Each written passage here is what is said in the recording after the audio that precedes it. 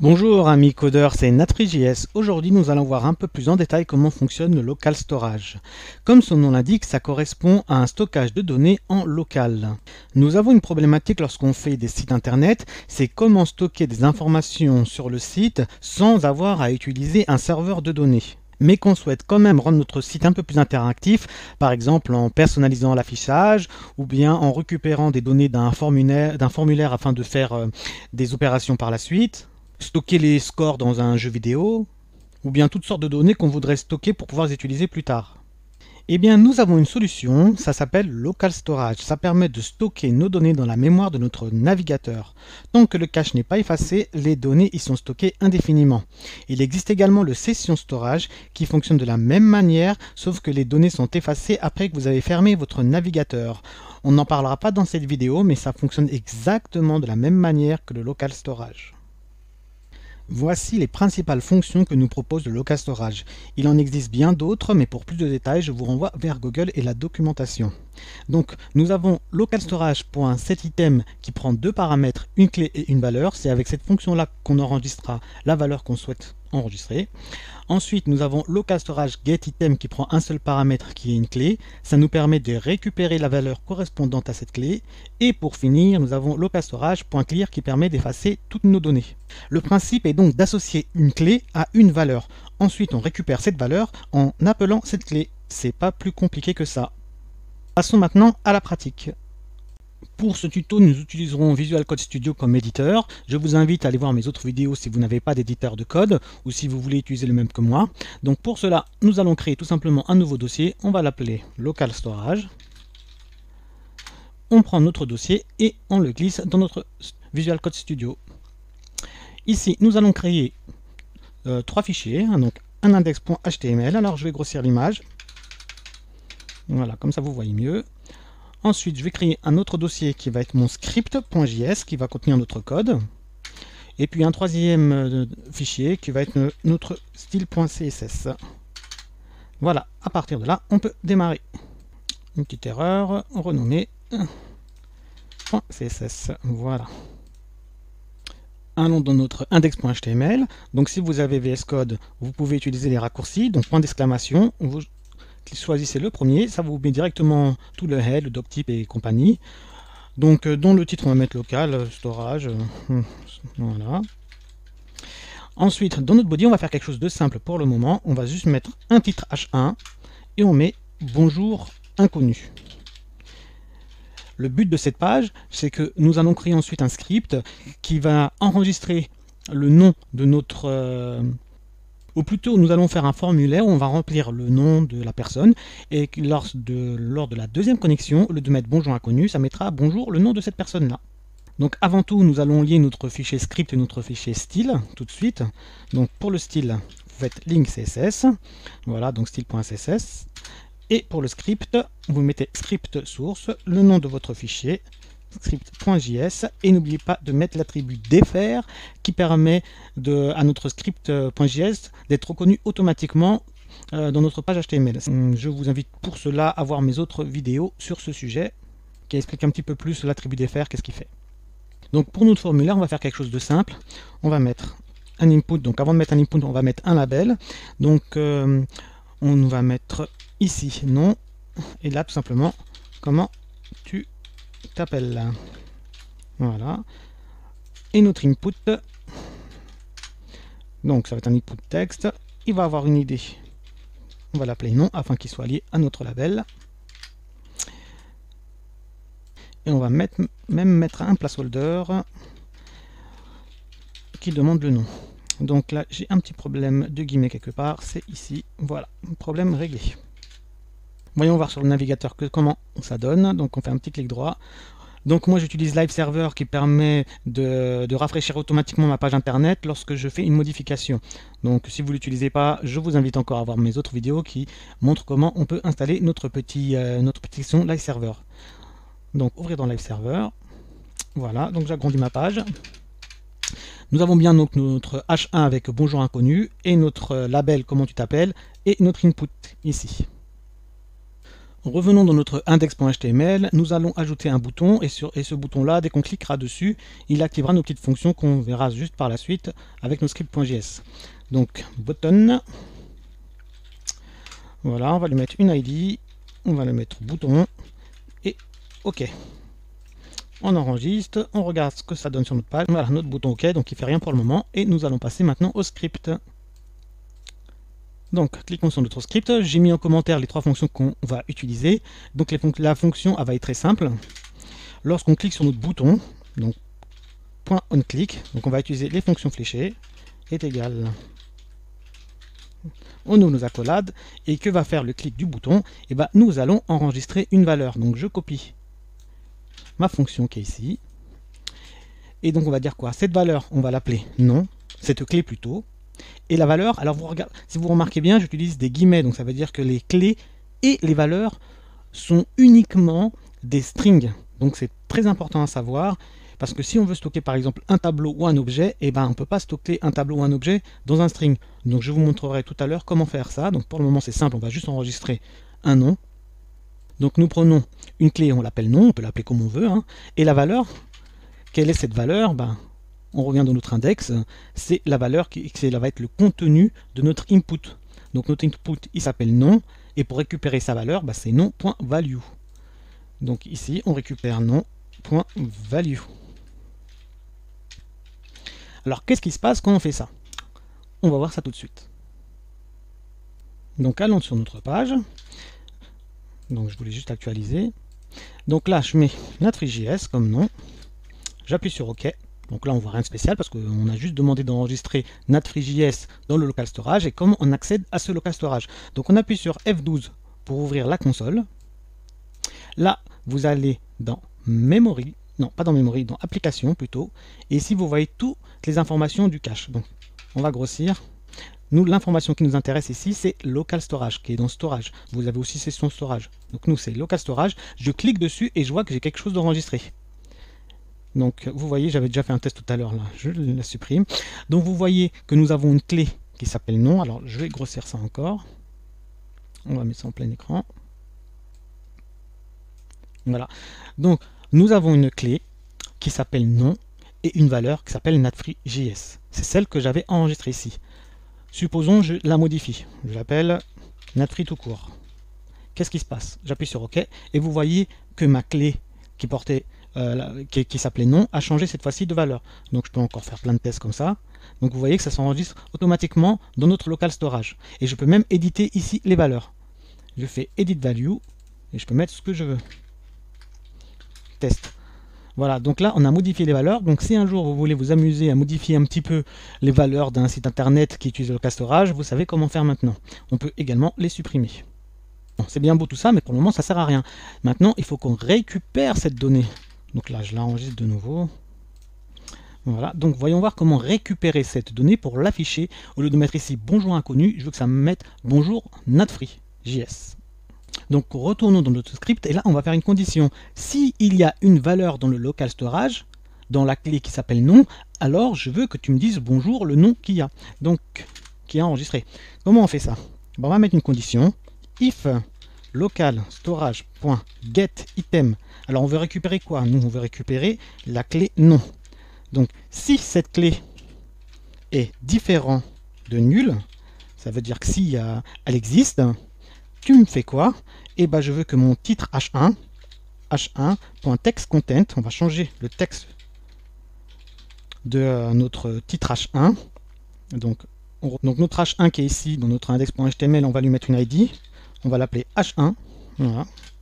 On revient dans notre script. Donc si notre titre h1, si notre local storage est différent de nul, donc le titre deviendra, on va utiliser les backtitres, donc adgr7, ça nous permettra de concaténer du texte. Donc comment on fait ça? Donc on écrit notre texte normal. Bonjour, tout à l'heure c'était bonjour inconnu, là ça va être la valeur de notre local storage. Donc comment mettre une variable dans du texte avec les backtitres? Vous mettez la touche $, vous ouvrez des accolades et ici vous mettez votre valeur. Donc nous, notre valeur c'est local storage.getItem nom. Donc je la prends, je la copie, je la mets directement là dedans, un petit point virgule, j'enregistre le tout, on va mettre un petit tabulation et on teste. Donc je vais cette fois-ci là, j'actualise, ça a déjà fait l'actualisation. Comme vous voyez maintenant, ici j'ai bonjour NatFree.js, donc il a bien vu qu'il y a une valeur. Si je la supprime, j'actualise, il me met bien bonjour inconnu. Et si je remets ici NatFree.js, donc j'appuie sur OK, j'actualise ma page, et là nous avons bien bonjour NatFree.js. Et comme je vous ai dit tout à l'heure, on peut même modifier cette valeur. Bonjour NatFree tout court. On actualise, bonjour NatFree. Donc comme vous voyez, c'est pas très compliqué, on retourne sur notre script, nous enregistrons ici une valeur dans une clé qu'on a appelée nom par exemple, et nous récupérons cette valeur tout simplement en utilisant local storage.getItem et le nom de la clé. Alors, maintenant, comment faire si on veut stocker pas un string, une chaîne de caractères, mais on veut stocker par exemple un objet ou un tableau? Nous allons complexifier un petit peu plus notre index.html et on va demander cette fois-ci le nom et l'âge. Donc retournons dans notre HTML, on va rajouter un nouveau champ, ça va être le champ âge. Donc pareil, on va mettre un petit espace BR ici. Donc là, on rajoute un nouveau label, for âge, quel âge as-tu, un nouvel input, type number cette fois-ci parce que ça va être juste pour un âge. L'ID, on va mettre âge, placeholder, on va mettre un âge, point, machin. Et notre bouton, on enregistre pour voir ce que ça donne. Donc voici le rendu, il n'est pas très beau, c'est pour ça qu'on va faire un petit peu de CSS pour aligner un petit peu ces choses-là. Donc nous retournons dans notre index. On va mettre tout ça dans une div qu'on va appeler formulaire. On va lui mettre une ID. Formulaire. Cette div elle va contenir tout notre formulaire qu'il y a ici. On met tout ça en forme. Donc on va rajouter également un petit saut de ligne ici. Voilà, ça on enregistre. On va passer au CSS. On va pas faire quelque chose de compliqué. On va prendre nos labels, nos inputs, nos accolades, et on va juste leur mettre un wide. On va mettre 160 pixels. Et vu que le label ne peut pas prendre de wide, il faut qu'on change son type de display. Donc on va mettre un display inline block. Voilà, ça permet de fixer une taille à nos labels. Donc ça c'est fait. Et notre bouton, on va lui mettre un wide d'à peu près double de la taille, donc 330 pixels. Ça devrait être bon. On enregistre, on regarde ce que ça donne. Donc voilà, c'est un petit peu plus propre. Et pour pas à chaque fois devoir aller dans la console pour effacer notre storage, nous allons utiliser notre fonction local storage.clear. On va faire un petit bouton qui s'occupera de ça tout de suite. Donc on retourne dans notre fichier index. Là nous allons rajouter, on va faire un saut de ligne BR et on va ajouter un bouton encore. Bouton, il va s'appeler clear storage. On va lui mettre une ID qu'on va appeler clear tout simplement. Voilà, donc ça c'est fait de ce côté là. Nous allons dans notre script et notre bouton, qu'est-ce qu'il va faire? Donc notre bouton clear point onClick, pareil, égale une fonction fléchée. Et cette fois-ci, ce qu'elle va faire tout simplement, elle va faire un local storage.clear, la fonction qu'on avait mis ici. On va voir si elle fonctionne. On enregistre, on va sur notre page. Donc notre bouton est là. Alors cette fois-ci, si je fais clear storage, il ne se passe rien parce qu'il faut réactualiser la page. Donc ce qu'on va faire, on va rajouter directement ça dans le code. Donc ici, on va rajouter un document location reload. Ça permet de recharger la page. D'ailleurs, on va le rajouter là aussi. Comme ça, à chaque fois qu'on clique sur les boutons, ça recharge les pages. On n'a pas besoin de réactualiser sans arrêt. Donc je retourne ici sur ma page. Donc là, bonjour inconnu. Donc on remet un nom pour voir. NatFree.js. J'appuie sur OK. Donc bonjour NatFree.js. Et si je fais clear storage, ça s'actualise automatiquement. Donc maintenant, ce qu'on va faire, c'est qu'on va créer un objet qu'on va appeler user, qui va prendre deux valeurs, donc le nom et l'âge. Donc pour cela, retournons dans le script. Nous allons dans notre bouton point and click. Cette fois-ci, ce qu'on va faire, c'est qu'on va créer une constante qui s'appelle user, qui est un objet. Donc un objet, on ouvre des accolades, et elle aura un nom. Ce nom, ça sera nom.value, la valeur du nom, virgule, et elle aura un âge. Cet âge sera âge .value. Donc, si on revient dans l'index, on voit bien que l'id est bien âge ici.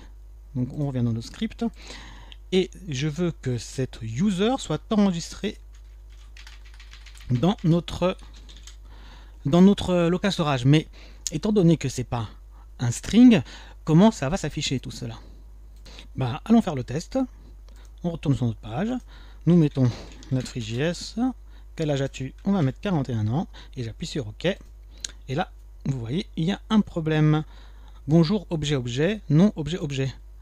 Il peut pas nous afficher, le local storage ne peut pas nous afficher de cette manière-là les informations qu'il y a dans notre objet. Ou dans un tableau, c'est pareil. Hein. Vous pouvez utiliser un tableau, ça aurait fait la même chose. Donc la solution, je vous la montre tout de suite. Donc ceci va passer par deux fonctions que je vous ai mis ici en commentaire. Donc json.stringify l'objet. Donc cette fonction, qu'est-ce qu'elle fait? Elle va transformer un objet qu'on lui met en paramètre en string. Et nous avons la fonction inverse qui fait le contraire. Ça apprend notre string et elle le transforme en objet. Donc nous allons modifier notre fonction. Donc ici, cette fois-ci, local storage, cet item user, on ne va pas mettre user, on va mettre json.stringify et notre user en parenthèse. Donc ici, il manque une parenthèse là. Ça, cette partie-là, elle est faite. Nous enregistrons bien notre user ici. Par contre, comment on récupère les données? Donc il faut qu'on fasse un JSON local storage get item. Donc c'est un peu long à écrire, donc on va faire une constante.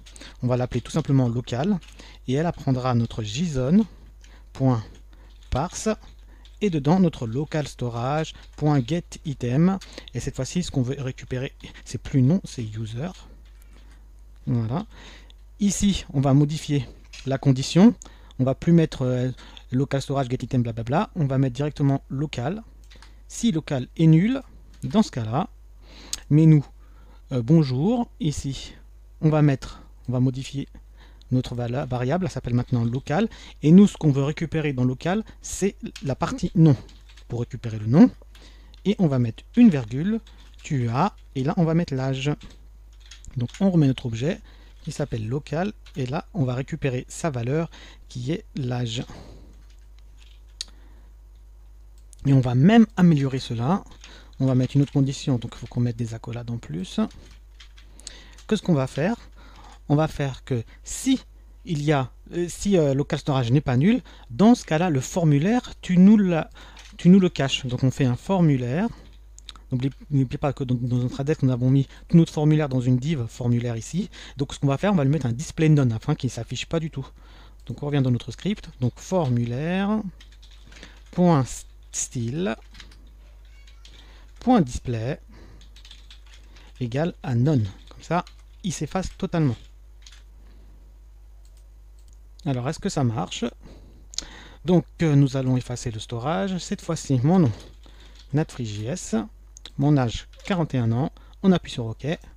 Et donc là, vous voyez bien comment est enregistré cette fois-ci mon objet user. Nous voyons bien que c'est un objet. Nous avons nos accolades. Il a une clé nom, qui est NatFreeJS, une clé âge, qui est 41 ans. Alors par contre, il ne nous l'a pas affiché ici. Pourquoi? On va faire une petite actualisation. Ça ne marche pas.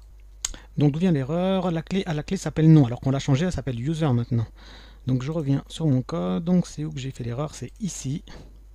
C'est plus nom que je veux, c'est user. J'enregistre, je reviens sur ma page, je l'actualise. Et donc, et oui, c'est vrai. Est-ce que je peux modifier la clé? Edit key. On va la modifier directement ici, sinon je dois tout refaire. Donc, on actualise ma page. Et voilà, bonjour NatFreeJS, tu as 41. Moi, j'aurais dû rajouter année. On va le faire tout de suite. Donc, tu as 41. Non. Voilà. On revient sur notre page. Bonjour NatFreeJS, tu as 41 ans. Et comme vous voyez, cette fois-ci, le formulaire qu'on a fait tout à l'heure a disparu. Donc, si je fais clear storage, il devrait apparaître bonjour inconnu, comment tu t'appelles, la clé a été effacée. On refait un test, on écrit n'importe quoi. Voilà, j'ai 78 ans, je fais OK, bonjour n'importe quoi, tu as 78 ans. Donc vous voyez, ça marche parfaitement. Un des autres avantages du local storage, c'est lorsque vous voulez passer une variable à une autre page de votre site internet. En temps normal, c'est impossible. On ne peut pas, une page, si je veux créer une nouvelle page, la page, je l'appelle par exemple page 2, et que je veux utiliser ma variable user qui est dans ma page 1, ça ne marchera pas du tout. C'est déconnecté. Donc, on peut faire ça par contre avec le local storage, parce que le local storage concerne tout notre site internet. Donc, nous allons créer une nouvelle page. Donc, on revient dans notre Visual Code Studio, on va l'appeler page2.html, page 2, voilà, donc point d'exclamation, ici on va l'appeler page 2, et nous allons mettre tout simplement la même chose que la dernière fois, on va mettre un titre H1, donc dans notre body, donc bonjour inconnu, avec une ID de A, que j'appellerai H1 ici, je vais lui mettre un autre script, donc script 2.js, et là je vais récupérer le code de tout à l'heure, juste celui qui nous dit bonjour.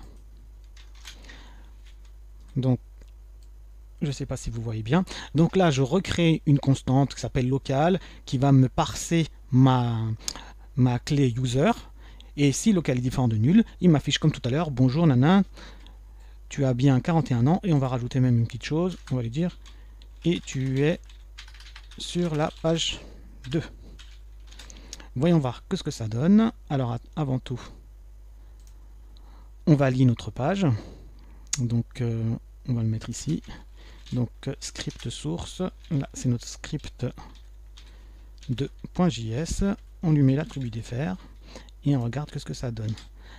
On retourne avant tout, pour que ça soit encore mieux, on va aller sur notre index.html ici, et on va créer un nouveau bouton qui nous enverra directement dans notre page 2. Donc on va faire un lien, donc notre page 2.html, et on mettra notre bouton dedans, button, lien vers page 2. Voyons voir ce que ça nous donne, ceci. Donc voici notre bouton, on va effacer, on va mettre un truc plus joli quand même. NetFreeJS, 41 ans, ok. Donc bonjour NetFreeJS, tu as bien 41 ans.